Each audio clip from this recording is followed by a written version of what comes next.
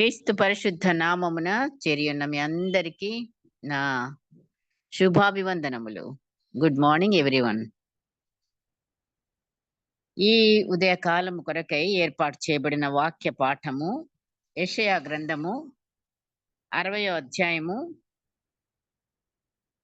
17వ వచనం చదువుతున్నానండి. యెషయా 60వ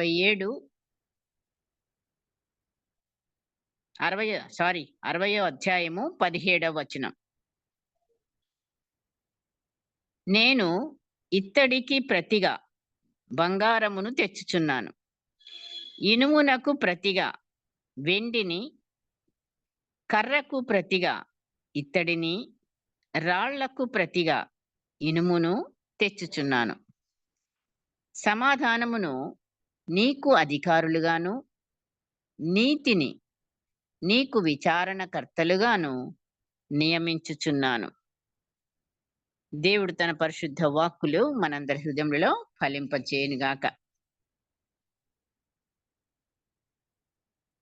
నిజంగా మరి దేవుడు ఎంత గొప్ప దేవుడు అంటే,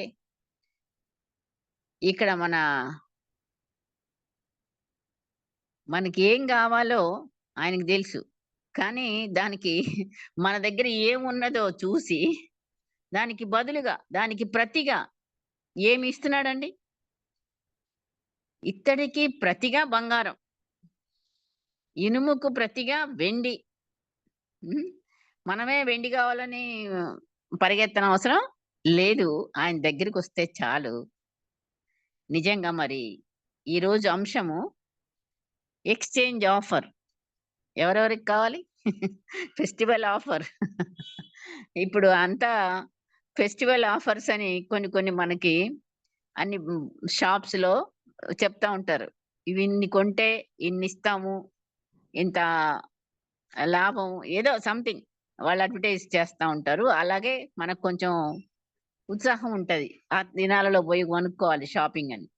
లేదు, మనకే గనక కొన్ని వస్తువులు నిజ జీవితంలో కిచెన్ వస్తువులు కానీ ఎనీ అదర్ మనకు వాడి మనం ఏం చేస్తాం, వాటిని పారేయకుండా మనమేమో ఇక్కడ వాళ్ళు వస్తా ఉంటారు ఇంటి ముందుకి, పాత వాటిని మేము కొంటామండి, కొత్త వాటిని ఇస్తామండి. ఊరికనే ఎవరు కొత్తయి, మనం మళ్ళీ డబ్బులు చెల్లించాలి. కాకపోతే మనం నచ్చిన మోడలో లేకపోతే సైజో సంథింగ్ వీ కెన్ టేక్. అంటే ఇప్పుడు అల్యూమినియం థింగ్స్‌లో, స్టీల్ గానీ లేకపోతే ఎనీథింగ్ అట్లాంటివి కొన్ని ఆఫర్స్ మనకి అనుదిన జీవితంలో మనం చూస్తా ఉంటాం కదా, ఎక్స్చేంజ్ ఆఫర్స్. సో ఇక్కడ మనకి ఎక్స్చేంజ్ ఆఫర్, దేవుడిచ్చే ఎక్స్చేంజ్ ఆఫర్ ఇంకెంత గొప్పదండి. కాబట్టి మరి మనం దేవుడి దగ్గరికి వచ్చినప్పుడు అంతే, మనం లేకపోతే మనం అయ్యి పోగొట్టుకుంటాం. ఆఫర్ టైంలో మనం వెళ్తే షాప్‌లో కూడా కొంత ఆఫర్ చూపిస్తారు, ఆ తర్వాత వెళ్తే మళ్ళీ సేమ్ రేట్ అంటారు. సో మనకి ఇక్కడ దేవుని కృప బహు గొప్పగా, ఆయన ఆశీర్వాదాలు మనం పొందుకోవడానికి మనకి అందుబాటులో ఉంచాడు దేవుడు. ఎక్కడికి రావాలి మనం ఇప్పుడు అట్లయితే? ఈ ఆఫర్ పొందుకోవడానికి ఎక్కడ ఎక్స్చేంజ్ చేయబడుతుంది అంటే సిలువ. అవును, కేంద్రం, మన కేంద్రం సిలువ. క్రైస్తవ జీవితానికి కేంద్రం భూమి మీద సిలువే, యేసుక్రీస్తే. అక్కడికి మనము వచ్చినట్లయితే అక్కడ మనం ఏమైతే అడుగుతామో లేదా అడగమో ఆయనే మనకి ఎక్స్చేంజ్ ఆఫర్ని ఇచ్చే దేవుడుగా మనం చూస్తాం. నిజంగా మరి మత్తయి సువార్తలో కూడా మనం చూస్తాం కదా, 11వ అధ్యాయం మత్తయి సువార్త ఏం చెప్తుంది? 30 వచనంలో 28వ వచనం నుండి చూస్తే 30 వచనం వరకు మరి ఆ మాటలుంటాయి. ప్రయాసపడి భారము మోయిచున్న సమస్త జనులారా, ఒక్కళ్ళని కాదు, ఇద్దరు కాదు, అందరికీ మరి ఆయన ఆఫర్ని ఇస్తున్నాడు, రమ్మంటున్నాడు. నా యొద్దకు రండి, నేను మీకు విశ్రాంతిని కలుగజేతును. అంతవరకే చదివి ఆగిపోతే కాదు మరి. అక్కడ ఎక్స్‌చేంజ్ ఎలాగ జరుగుతుందో చూసుకోవాలి. నేను సాత్వికుడను, దీన మనస్సు గలవాడను. గనుక మీ మీద నా కాడి ఎత్తుకొని నా యొద్ద నేర్చుకొనుడి. మన మన కాడి అక్కడ ఆయనకప్పగించి, ఆయన కాడిని మనం ఎత్తుకున్నప్పుడు సాత్వికతను, దీన మనస్సు, ఆ కాడిని మనం ఎత్తుకుంటే అప్పుడు మీ ప్రాణములకు విశ్రాంతి దొరుకును. ఆయన కాడి సులువైనది, తేలికైనది అని ఆయనే చెప్తున్నాడు. అబద్ధమాడే దేవుడు కాదు కదా మరి. మనకది కష్టమా? మనకున్న సిలువ బరువు అనుకుంటే నిజంగానే బరువే. మనము మన సొంత శక్తితో మన సిలువను మనం మోయలేము. ఆయన మరి తప్పకుండా సహాయం చేయాలి. ఆత్మదేవుడు మనలోకి వచ్చి మనకిచ్చిన ఆ చిన్న సిలువను మనం మోయడానికి. అక్కడ ఎక్స్‌చేంజ్ ఎలా జరిగింది? ప్రయాసంతో, భారంతో ఉంటే ఆయన దగ్గరికెళ్తేనే మనకి ఆ ఎక్స్‌చేంజ్ ఆఫర్ దొరుకుతుంది. సిలువ యొద్దనే మరి. ఇంకా కొన్ని వాక్యాలు ఇలాంటివి నిజంగా మరి చాలా మనకు ఆదరణ. మనకాయన సమాధానాన్ని అధికారులుగా పెడతానంటున్నాడు. మనకి నీతిని విచారణకర్తలుగా ఉంచుతానంటున్నాడు. ఇవన్నీ కూడా మార్చి, మన ఇనుము ఏమైతే ఉందో, మన ఇత్తడి ఏమైతే ఉందో, మన కర్ర, మన రాళ్ళు అంటే మనలో ఉన్న మని మనకి చాలా ఇంకది పనికిరాదు లోకానికి, ఆత్మీయ జీవితానికి. పనికిరాని వాటిని దేవుడి దగ్గర తీసుకొచ్చినప్పుడు, వాటిని బంగారంగా, వెండిగా ఆ! ఆయన మార్చే దేవుడు. యెహెజ్కేలు గ్రంథానికొస్తే 36:26 నూతన హృదయము మీకిచ్చేదను. నూతన స్వభావము మీకు కలుగజేసేదను. ఎలాగా? రాతి గుండెను మీలో నుండి తీసివేసి, మాంసపు గుండెను మీకు ఇచ్చేదను అంటున్నాడు. అక్కడ ఎక్స్‌చేంజ్ చేయబడుతుంది. మనదందరిది రాతి గుండె. నాకు చిన్నప్పుడు నిజంగా చాలా కఠినమైన హృదయం అండి. ఇప్పుడు నాకు ఆర్ద్రత అనేది వచ్చింది. I can say that. ఎందుకంటే నాకు ఏదన్నా కొంచెం కష్టంగా ఎవరైనా గట్టిగా మాట్లాడినా, గట్టిగా తిట్టినా, లేకపోతే ఇంకా ఏమైనా అప్పుడు నాకు నిజంగా ఇప్పుడు కళ్ళమ్మ నీళ్ళొస్తున్నాయి. కానీ నేను ఒకప్పుడు మా చిన్న తమ్ముడిని ఒకడు మాట వినేవాడు కాదు. మూడో తమ్ముడు. ఎప్పుడు చూసినా చదివేవాడు కాదు. టైంకి ఇంటికొచ్చేవాడు గాదు. అంటే వాడి చిన్నతనమే. అయినా సరే వాడిని నిజంగా నేను చాలా కఠినంగా దాన్ని. ఒక బెత్తం తీసుకొని కొట్టి, "బయటే కూర్చో, ఇంట్లోకి రావద్దు." చాలా అంటే కొంచెం పనిష్మెంట్ అనేది ఇచ్చేటప్పుడు ఇప్పుడు నేను చాలా ఫీల్ అవుతా ఒక్కొక్కసారి. అట్లా గూడా వాడిని అడిగినా నేను. కొన్ని సంవత్సరాల తర్వాత పెద్దోడయిపోయిన తర్వాత, "ఏరా నా మీద కోపమా?" ఇదేదని అంటే, "నువ్వు అట్లా చేయబట్టే నేను ఈరోజు ఇలా ఉన్నాను" అంటాడు. అంటే మంచి తనంగా వాడు తీసుకున్నాడు. సో, అట్లానే నాకు హృదయం చాలా కఠినమైనదే. అందరికి కన్నీళ్ళొచ్చినట్టు నాకంత వెంటనే కన్నీళ్ళొచ్చేవి కాదండి. అలాగే ప్రేయర్ చేసినప్పుడు గూడా కన్నీళ్ళతో చేసేవాళ్ళని చూసి అనుకునేదాన్ని. ఎట్లా వీళ్ళు ఇంతసేపు బానే మామూలుగున్నారు. మరి కన్నీళ్లతో ప్రార్థన చేస్తున్నారే! ఎలా వస్తాయి వీళ్ళకి అని. దేవుడు నన్ను, నా కఠిన హృదయాన్ని మార్చాడు అని చెప్పడానికి చాలా ఆహ్, ఎంతగానో మరి ఆయన ఆహ్, టైం పట్టింది నాకు మార్చబడడానికి. సో, అంత కఠినమైన హృదయం అన్నట్టు. ఆ రీతిగానే నిజంగా మరి మాటలు అబద్ధాలు కావు. అందరి హృదయాలు గూడా మృదువుగా ఆ! కఠినంగా మాట్లాడకుండా జవాబులు చెప్పకుండా ఇవన్నీ కూడా మనలో మార్పు ఎక్కడొస్తాయి ఎక్స్‌చేంజ్ ఆఫర్ అంటే, నిజంగా మరి ఆయన సిలువ దగ్గరికి మనము వచ్చినప్పుడు, ఆయన సిలువలో చేసిన ఆయన బలియాగము ద్వారా, ఆయన ఇచ్చిన వాగ్దానాలు ఇవన్నీ కూడాను మరి. ఆ! నూతన హృదయం ఇచ్చేదను, రాతి గుండెను మీలో నుంచి తీసివేసేదను. పౌలు గారేమంటున్నాడు? కాగా ఎవడైనను క్రీస్తునందున్న ఎడల వాడు నూతన సృష్టి, పాతవి గతించెను, ఇదిగో క్రొత్తవాయెను. అంతే. మనం పాత విషయాలతో దేవుడి దగ్గరికి వెళ్ళినప్పుడు అన్ని కొత్తగా మళ్ళీ మారుస్తాడు. ఆయన ప్యాచ్ వర్క్ కాదు, రిపేర్ కూడా కాదు. ఏకదం న్యూ. ఆ! మరి అంతటి దేవుడు మన దేవుడు. అలాగే ఒక పాత వ్యక్తిని, మనలో ఉన్న ఆ గుణాలను అవన్నీ కూడా మార్చబడ్డప్పుడు రియల్‌గా మరి ఆయన వెలుగు మనలో ప్రజ్వలిస్తదండి. ఆయన సన్నిధిలో మనం నిత్యము ఉన్నప్పుడు, వాక్యంలో ఉన్నప్పుడు, యేసయ్యలో ఆయన ప్రేమలో ఎదుగుతున్నప్పుడు ఆత్మీయంగా కొంతవరకు మరి ఆ వెలుగనేది ఇతరులు గూడా చూడగలిగేటట్లు మనలో సంతోషం, ఆనందం, మరి ఏ విషయం వచ్చినా సరే ఓర్పు, సహనం, ఇవన్నీ కూడాను మరి మనం ఏమవుతున్నాము?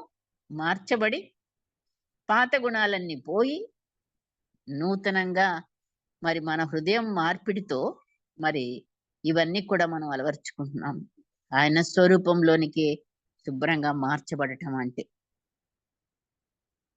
ఎఫెసీలో మళ్ళీ ఒక మాట, మీ అపరాధముల చేతను, పాపముల చేతను మీరు చచ్చిన వారై ఉండగా ఆయన మిమ్మును క్రీస్తుతో కూడా బ్రతికించెను.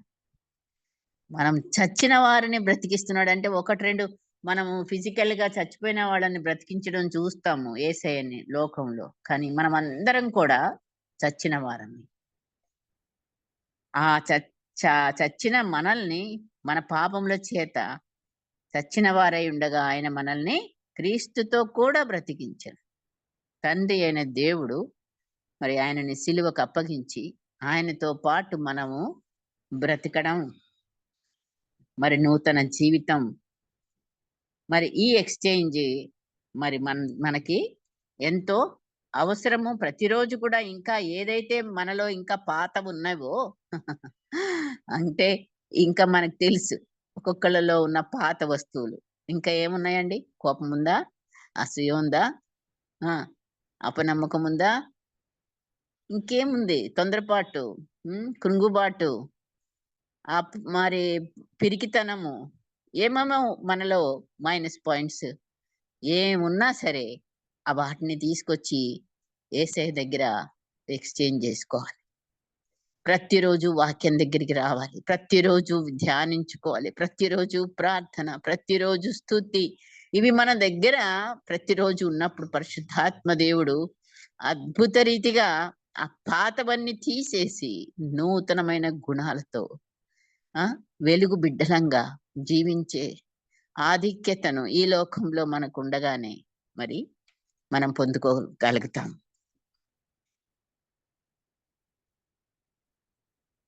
సో, మనము ఫస్ట్ ఎక్స్‌చేంజ్ ఏం జరిగింది అనేది మనం చూద్దాము. అది జనరలైజ్డ్‌గా ఎవ్వరైనా సరే పాపముతో,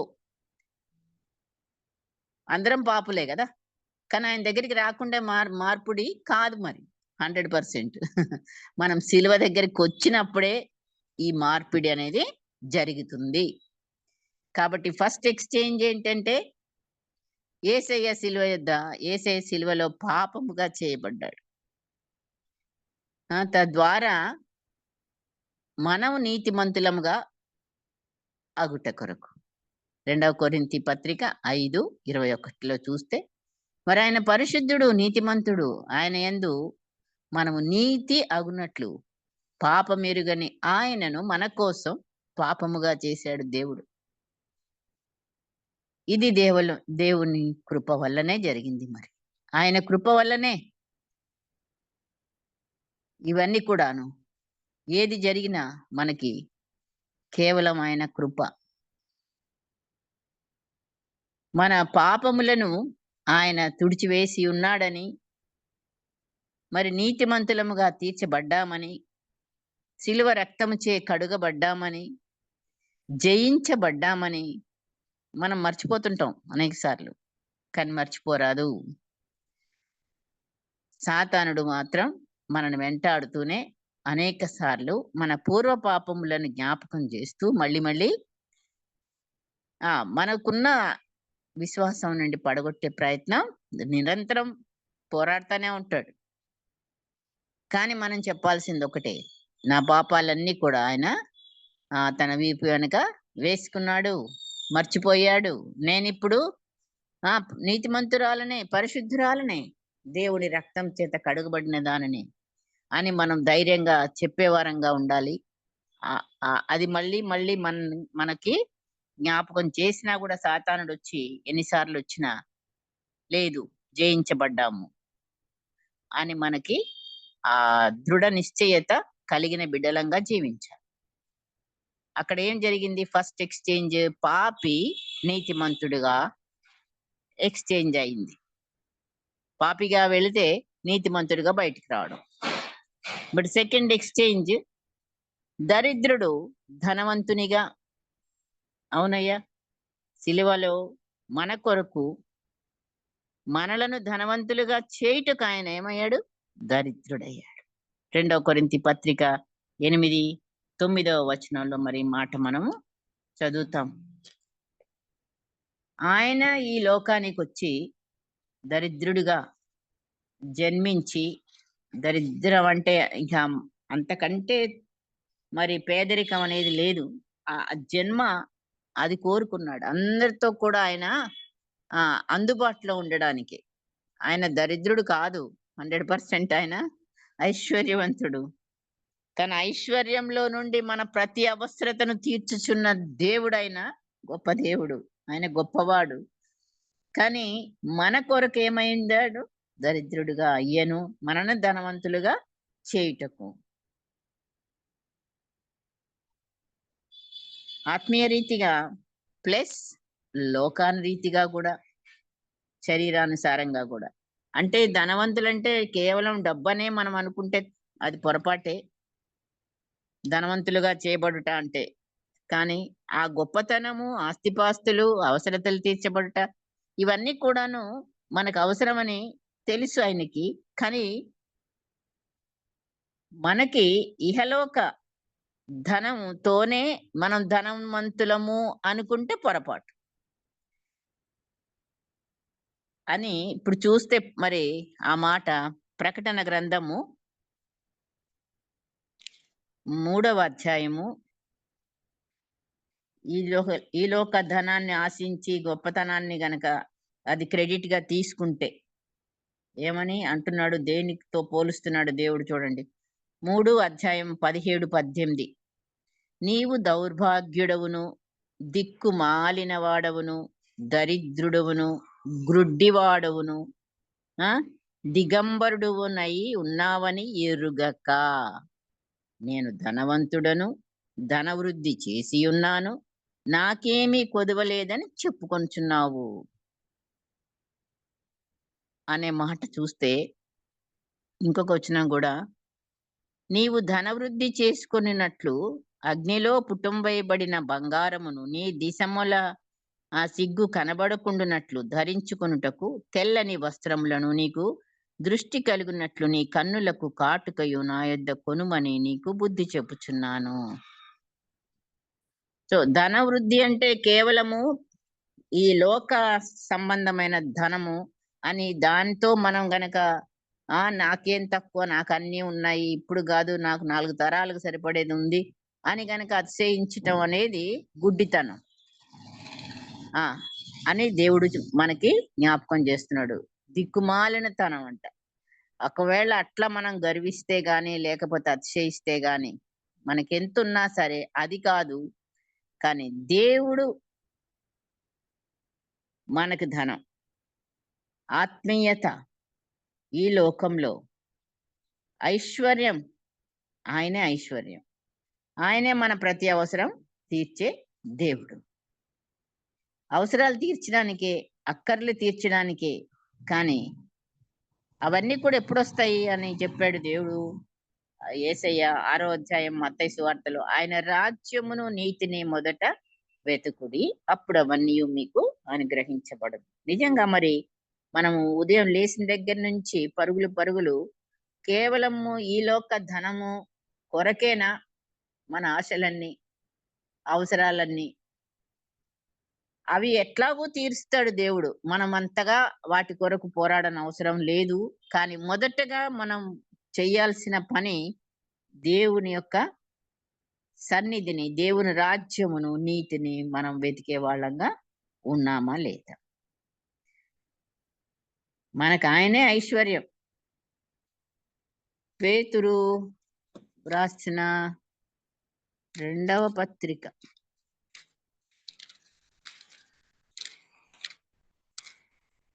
మొదటి అధ్యాయం 4వ వచనం ఏముంది? ఆ మహిమ గుణాతిశయములను బట్టి ఆయన మనకు అమూల్యములను అత్యధికములను నైన వాగ్దానములను అనుగ్రహించి ఉన్నాడు. దురాశను అనుసరించుట వలన లోకమందున్న భ్రష్టత్వమును ఈ వాగ్దానముల మూలముగా మీరు తప్పించుకుని దేవ స్వభావం నందు పాలివారగునట్లు వాటిని అనుగ్రహించను. మహిమ గుణాతిశయములు, అమూల్యములు, ఆయన వాగ్దానములు, అవి మనకి ధనము, ఎంతో ఐశ్వర్యం. అంతేగాని ఈ లోక సంబంధమైనవి కాదు. మరి ఆయన ఎందుకు దరిద్రుడుగా చేయబడ్డాడు? మనల్ని ధనవంతులుగా చేయడానికి. దేనిలో ధనవంతులము? గుణంలో ధనవంతులం అవ్వాలి. అట్లాగా ప్రేమలో ధనవంతులం అవ్వాలి. మనకు ఆయన ఇచ్చిన ఆయన గుణగణాలన్నిట్లో మనం ధనం అంటే అందులో హెచ్చు కనపడాలి. ఆ విషయంలో మనం అభివృద్ధి పరచుకోవడానికి, మరి ఆయన స్వరూపం కూడా మనం మార్చిపడడానికి. నిజంగా ఆయన దరిద్రుడా అనుకుంటే పుట్టుక దరిద్రంగానే అంటే ఆ లేమిలోనే ఆయన పేదవాడిగానే పుట్టాడు, కరెక్టే. కానీ లోకంలో ఉన్నప్పుడు పేదవాడిగా జీవించలేదు యేసయ్య. ఎవరినన్నా అప్పడిగాడా? తనకు అవసరం అని ఏమన్నా అడిగాడా ఎవరినన్నా? లేదు. అవసరతల గురించి. ఇంకా ఆయన వెంబడించిన వారికి అందరికీ కూడాను ఆయన జాలి కనికరం కలిగి మరి 5,000 మందికి స్త్రీ అంటే పురుషులే 5,000 మంది ఒక్క భోజనం అక్కడ మరి ఆయన పెట్టడానికి ఒక 10,000 మంది అన్నా కనీసం ఉండొచ్చు. మరి అది పేదవాడికి సాధ్యమవుతుందా? లోకానుసారంగా ట్యాక్స్ చెల్లించాడు. అవన్నీ కూడాను అన్నాడు. మరి మరియా గారు వచ్చి ఎప్పుడైతే బాటిల్ అది అట్టార బుడ్డి పగలగొట్టినప్పుడు శిష్యులు, ఏంటి ఎవరికన్నా ఇవ్వచ్చు కదా పేదవాళ్ళకి, ఎందుకు ఇట్లా వేస్ట్ చేసావు అని వాళ్ళకు కమెంట్ చేస్తే యేసయ్య ఏమన్నాడు? నేను ఎల్లప్పుడూ మీతో ఉండను, పేదవాళ్ళు ఎప్పుడు మీతో ఉంటారు కదా అన్నాడు. అంటే పేదవాడు ఆయన కాదు, పేదవాళ్ళు ఉన్నారు అని మెన్షన్ చేయడం వల్ల చూస్తే ఆయన పేదవాడు కాదండి. ఒక ధనవంతుడే వచ్చి యవనుడు, నేను మరి ఈ నీ రాజ్య వారసుని అవ్వాలంటే ఏం చేయాలి? ఇవన్నీ చెప్పాడు. ఆజ్ఞలన్నీ పాటించమన్నాడు. ఓకే, అవి పాటించుతూనే ఉన్నాను అన్నాడు. సరే అయితే నీ అవన్నీ కూడా అమ్మి పేదలకు ఇచ్చి నన్ను వెంబడించు. వెళ్ళిపోయాడు. సో యేసయ్య కానీ సిలువలో మరి ఆయనని ఎలాగా సిలువ వేయబడ్డాడు? మనల్ని గొప్పవారు చేయడానికి. అక్కడ ఆయన నిజంగా దిగంబరిగా వాళ్ళు ఆయనని కొట్టి చేసి సిలువ వేయబడ్డాడు, మనల్ని గొప్పవాళ్ళుగా చేయడానికి. దావీదేమన్నాడండి? ఆయన ఉంటే చాలు, నీవు ఉంటగా నాకు ఈ లోకంలో ఏదియో అక్కర్లేదు. ఈ లోకంలో ఉన్నవాని కంటే మీలో ఉన్నవాడు గొప్పవాడు, మనలో ఉన్నవాడు గొప్పవాడు. మరి ఆయనే గొప్పవాడు అయి ఉండి మనల్ని గొప్పవాళ్ళు చేయడానికే ఆయన తన సిలువ యొద్ద ఈ యొక్క ఎక్స్చేంజ్ ని చేస్తున్నాడు. మనం పేదవాళ్ళంగానే ఆయన దగ్గరికి వెళ్ళాను. అపోస్తులు ఉన్నారు, పేతురు, యోహాన్లు. ఒక కుంటివాడిని మరి మందిరం ముందు కూర్చున్న వాడిని బాగు చేయడానికి వెళ్ళినప్పుడు ఏమండుతాడు వాళ్ళు? కుంటివాడు ఏదో ఇస్తాడు కదా మనకని ఆశతో కనిపెట్టి చేతులు చూపుతున్నాడు, ఏమిస్తారా ఏంటని. అయితే పేతురు, మా వద్ద వెండి బంగారాలు ఏమి మా లేవు గాని యేసు నామమున లేచి నడువుమన్నారు. యేసు నామమే గొప్ప నామం, అదే మనకి ధనం. ఆ నామంలోనే సమస్తము మనం పొందుకోగలుగుతున్నాం. ఏది కావాలన్నా తండ్రి యొద్ద నుండి అడగడానికి యేసు నామములో మనం పొందుకుంటున్నాం. అంతే. మనకిది కావాలా, అది కావాలా ఎన్నో లిస్ట్ ఉంటది. అక్కడికి ఏమడుగుతున్నాం? యేసు నామములో మనం ఈ ప్రార్థనను సమర్పిస్తాం. మనం అడుగుతున్నాం తండ్రిని. సో, ఆ నామము ఎంత గొప్ప నామం. కాబట్టి ఈ ఎక్స్‌చేంజ్‌ని ఇక్కడ మనం చూసాము. ఇప్పుడు మనము దరిద్రులమేగా ఆయన దగ్గరికి వెళ్ళినప్పుడు ధనవంతులంగా మార్చబడతాం. మరి థర్డ్ ఎక్స్‌చేంజ్ సిలువలో శాపాన్ని ఆశీర్వాదంగా మార్చాడు. సో, శాపంతో మనం ఆయన దగ్గరికెళ్ళినప్పుడు ఆశీర్వాదంతో బయటికి రావడం. మనల్ని ఆయన ఆశీర్వాదముగా మార్చుటకు ఆయనే శాపముగా మార్చబడెను. పాపముగా మార్చబడెను. అని రాయబడింది గదా! అట్లాగే ఇప్పుడు శాపముగా గూడా మరి ఆయన మన కొరకు మార్చబడెను అని. గలతీ పత్రిక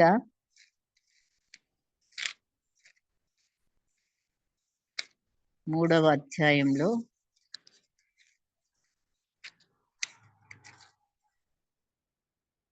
13, 14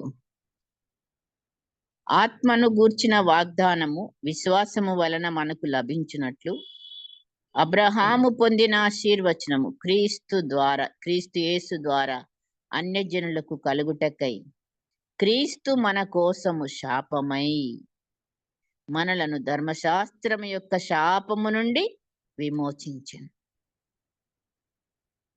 సో, ఇందును గూర్చి మ్రాను మీద వ్రేలాడిన ప్రతివాడు శాపగ్రస్తుడు అని వ్రాయబడి ఉన్నది. ఆయన శాపగ్రస్తుడుగా శాపముగా మార్చి పడి మన కోసం ఆయన మరి మనల్ని ఆశీర్వాదం ఇవ్వడానికి అబ్రహాము పొందిన ఆశీర్వచనము క్రీస్తు యేసు ద్వారానే మనము అన్యజనులైన మనకు కలుగుతుంది. సో, ఈ రీతిగా మనకు ఎక్స్‌చేంజ్ ఆఫర్‌ని మనం పొందుకున్నాం. మన శాపం పోయింది. మనం ఆశీర్వాదంలో ఉన్నాం ఇప్పుడు. అందరం అన్యజనులమే. భూమి మీద అబ్రహాముని ఆశీర్వదించాడు. సమస్త వంశములు నీ యందు ఆశీర్వదించబడును. విశ్వాసులకు తండ్రిగా. సో, మరి ఇప్పుడు మనము పరిశుద్ధాత్మని యొక్క అభిషేకము ద్వారా ఈ ఆశీర్వాదాన్ని సొంతం చేసుకొని మనము ఇప్పుడు జీవిస్తున్న మనము ఎంతో ధన్యులం. దేవుడు యేసయ్య మరి పిలుపునిచ్చాడు గదా! ఏమని? యోహాను సువార్తలో మరి నన్ను నమ్మిన వారు నా యొద్దకు దప్పిగొనిన వారు నా యొద్దకు వచ్చినప్పుడు ఆయన వాళ్ళ కడుపులో నుండి జీవజల నదులు బుగ్గగా జీవజల నదులు పారును అనేది. ఇంకా చెప్పుకోవాలంటే ఎన్నున్నాయండి. ఇంకా సిలువలో మార్పు మనకి ఎక్స్‌చేంజ్ మార్పులు కావాలంటే బలహీనుడు బలవంతుడుగా మనమందరం గొప్ప బలవంతులమా? కాదు, బలహీనులమే. కానీ నిజంగా ఎక్స్‌చేంజ్ అనేది ఎంతమందిలో ఏమేమి విధాలుగా కలిగినాయో మనమే పరిశీలించుకోవచ్చు. నేను అదివరకు చాలా పిరికిదాన్ని. నంబర్ 1 బైబిల్ గట్టిగా చదవడానికి రాదు. ప్రార్థన గట్టిగా చేయడం అంటే భయం. చెయ్యలేను అననేదాన్ని. ఆ రకంగా చాలా పిరికి. మా ఎవరైనా సరే మా లైన్‌లో మా చచ్చిపోయారు అంటే మనకు బాగా తెలిసిన వాళ్ళైనా గానీ, చూడటానికి ఎళ్ళడానికి గూడా నాకు భయముండేది. అంత పిరికి. నన్ను నర్సుని జేశాడు దేవుడు. ఆ భయాలన్నీ పోగొట్టడానికి. అసలు చేతిలోనే ప్రాణాలు పోతుంటాయి.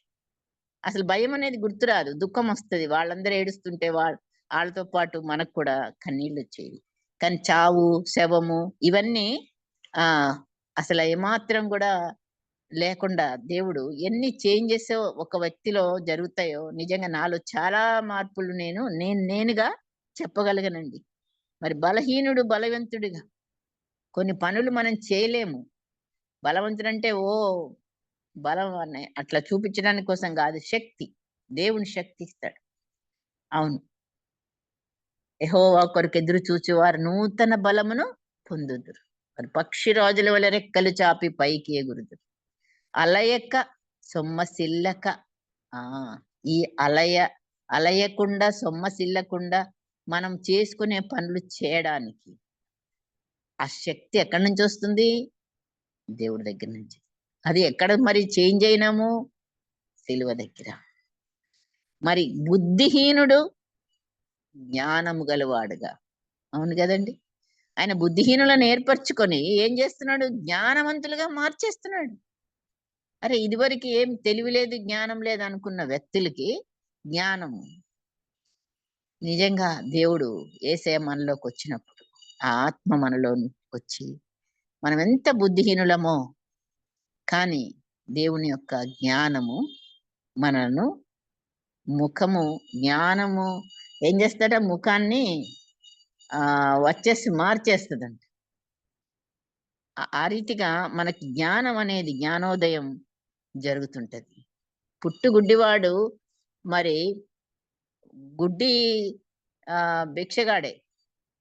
అతడు భిక్షగాడంటే అవును. అతన్ని మరి ఆయన బాగు చేయడానికి ఉమ్మి వేసి, బురద చేసి, కడుక్కో సిలోయం అని కోనేటికెళ్ళి అని చెప్పినప్పుడు ఆయనెళ్లి కడుక్కొనొచ్చి బాగయితాడు. మళ్ళీ యేసే కనబడ్డు. అయితే అందరూ గూడా ఆయన్నొచ్చి ఆశ్చర్యంగా వీడేనా? వాడేనా? ఆ! నేనే అని వాడు చెప్తాడు. మరి ఇంతకీ ఆయనతో చాలా మంది మాట్లాడతారు. పరిసయ్యులొస్తారు. వాళ్ళు ప్రశ్నలేస్తారు. వాళ్ళ తల్లిదండ్రులను పిలుస్తారు. ఇవన్నీ జరుగుతుంటాయి. ఎంతమందికి జవాబులిచ్చాడు? జవాబులివ్వడమే గాదు. అసలు మీరు ఆయన శిష్యులవుదాం అనుకుంటున్నారా? ఎన్ని సార్లు అడుగుతారు నన్నని అంటాడు. యోహాను సువార్త 9లో చూస్తే, ఆ అధ్యాయమంతా గూడా గుడ్డివాడి గురించే ఉంటది మరి. ఇప్పుడు గుడ్డివాడు కేవలం భౌతికంగా కళ్ళు విప్పి చూస్తున్నాడు అంతేనా? అంత జ్ఞానం ఎక్కడి నుంచొచ్చిందండి? ఆశ్చర్యం గదా! అసలంతమందికి జవాబులిచ్చే ధైర్యం ఎక్కడి నుంచొచ్చింది? యేసయ్య దగ్గరికొచ్చిన వాళ్ళకి. బుద్ధిహీనులు, బుద్ధి లేనివారు జ్ఞానవంతులుగా మార్చబడుదురంటే అక్షరాల అది నిజం. వెలుగు వాక్యము వెల్లడి అగుట తోడనే వెలుగు కలుగును అని వ్రాయబడింది. దాని పక్కనేముందింకా? బుద్ధి లేని వారికి బుద్ధి కలుగును. అవును. రోజు మనం వాక్యం చదువుతుంటే మన బుద్ధి పెరుగుతుంటది. బుద్ధి కావాలంటే ఇంకెక్కడో కాదు, వాక్యం ద్వారానే.